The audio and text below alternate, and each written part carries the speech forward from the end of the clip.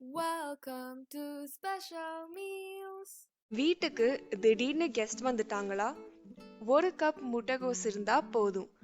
குழந்தைங்கள்ல இருந்து பெரியவங்க வரைக்கும் விரும்பி சாப்பிடக்கூடிய, டீ போடுற நேரத்துக்குள்ள சட்டுன்னு செய்யக்கூடிய ஒரு டேஸ்டியான கிறிஸ்பி டீ டைம் ஸ்நாக்கை தான் இன்னைக்கு நம்ம ஸ்பெஷல் மீல்ஸ் சேனல்ல நம்ம பார்க்க போறோம்.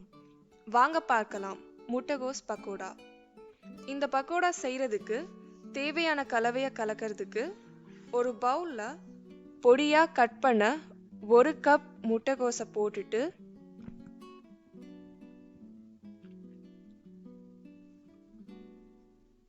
இது கூடவே நல்ல மெல்லிசா கட் பண்ண ஒரு பெரிய வெங்காயம்,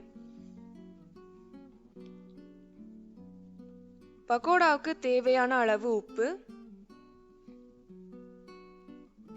அப்புறம் 1/4 டீஸ்பூன் எலுமிச்சம்பழ சாறு விட்டுட்டு எலுமிச்சம்பழ சாறும் உப்பும் எல்லா இடத்துலையும் படுற மாதிரி நல்லா கலந்து விட்டுக்கலாம். முட்டைகோஸ் ரொம்ப முதல்ல ரஃப்பா இருந்தா இந்த உப்பும் லெமன் ஜூஸும் அதை நல்லா சாஃப்ட் ஆகுறதுக்கு ஹெல்ப் பண்ணும். உங்ககிட்ட நல்ல எலசான முட்டைகோஸ் இருந்துச்சுன்னா இந்த ஸ்டெப்பை ஸ்கிப் பண்ணிக்கோங்க. இது இப்படியே ஒரு 5 நிமிஷம் ஊறட்டும். இப்போ அடுப்புல ஒரு கடாயை வச்சு பக்கோடா பொரிக்க தேவையான அளவு எண்ணெய் ஊத்திக்கலாம்.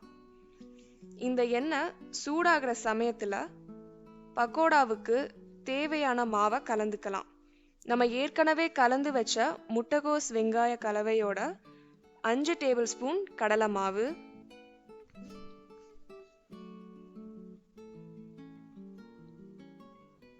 2 டேபிள் ஸ்பூன் அரிசி மாவு, பக்கோடா நல்லா கிறிஸ்பியா வரதுக்காக 1 டேபிள் ஸ்பூன் கார்ன்ஃப்ளவர் மாவு, 1/4 டீஸ்பூன் கரம் மசாலா தூள், 1/2 டீஸ்பூன் மிளகாய் தூள், 1/4 டீஸ்பூன் மஞ்சள் தூள், பொடியா நறுக்குன 2 பச்சை மிளகாய், பொடியா நறுக்குன கருவேப்பிலை, அப்புறம் 1 டேபிள் ஸ்பூன் இஞ்சி பூண்டு பேஸ்ட். இது எல்லாத்தையும் சேர்த்துட்டு போட்ட பொருட்கள் எல்லாம் ஒண்ணா சேர்ற மாதிரி நல்லா கலந்து விட்டுக்கலாம். தண்ணி எதுவும் ஊத்திடாதீங்க. நம்ம முதல்லயே உப்பு அப்புறம் லெமன் ஜூஸ் போட்டு ஊற வச்சதால வெங்காயம் அப்புறம் முட்டைகோஸ்ல இருந்து கொஞ்சம் தண்ணி விட்டுருக்கும். அந்த ஈரப்பதமே நம்ம போட்ட மாவுக்கு போதுமானதா இருக்கும். மாவை நல்லா இந்த மாதிரி அழுத்தி பிசைய பிசைய பக்கோடா போட கரெக்டான பதத்துல நமக்கு மாவு கிடைச்சிரும். மாவு நிறைய தண்ணியா ஆகிடுச்சுன்னா கொஞ்சமா கடலை மாவு போட்டு பிசைஞ்சுக்கோங்க. இல்லைன்னா பக்கோடா நிறைய எண்ணெய் குடிச்சிரும்.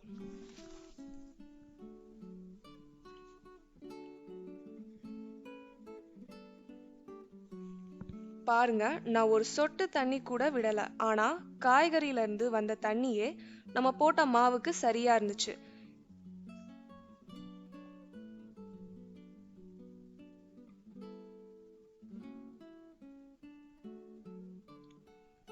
இப்போ எண்ணெய் மிதமான சூட்ல இருக்கும் போதே நம்ம பிசைஞ்சு வச்ச மாவுல இருந்து கொஞ்சம் கொஞ்சமா எடுத்து பக்கோடாவா போட்டுக்கலாம்.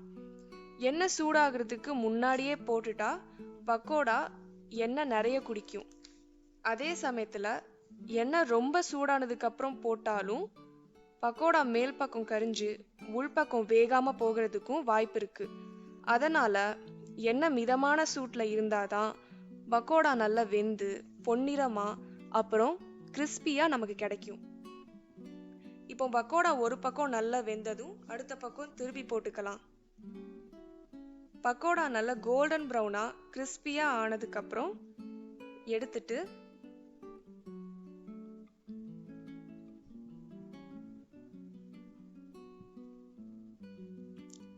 கருவேப்பிலை கொஞ்சமா பொரிச்சு அது மேல போட்டீங்கன்னா நம்மளோட டேஸ்டியான crispy tea time snack ready. இந்த வீடியோ உங்களுக்கு பிடிச்சிருந்தா ஸ்பெஷல் மீல்ஸ்க்கு சப்ஸ்கிரைப் பண்ணுங்க. மறக்காம பெல் பட்டனையும் பிரஸ் பண்ணிடுங்க.